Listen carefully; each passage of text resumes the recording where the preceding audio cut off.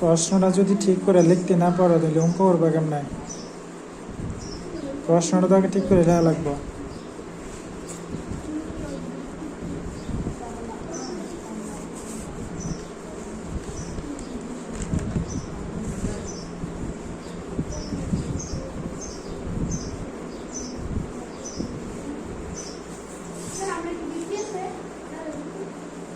অঙ্কের নিয়মটা কি আসছিল? এরকম থাকলে গুণ করলে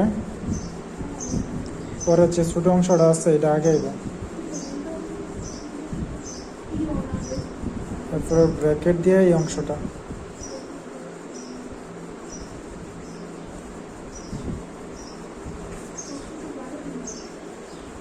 এমনকি এই প্রথমটা দ্বারা এটা গুণ, তাহলে এটার দ্বারা এটা গুণ করলে 2a² ইন্টু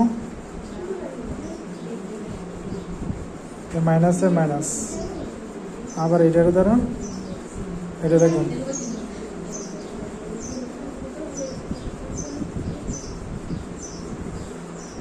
আবার এটার দ্বারা এটারে গুণ, স্কোয়ার। কেন 2 শুধু আছে, আর কোনো সংখ্যা নাই, তাহলে 2a²। এ দুইটা না তিনটা আছে, তাহলে এ উপরে ফার্স্টটা b²। কেন শুধু 3 আছে, তাহলে 3।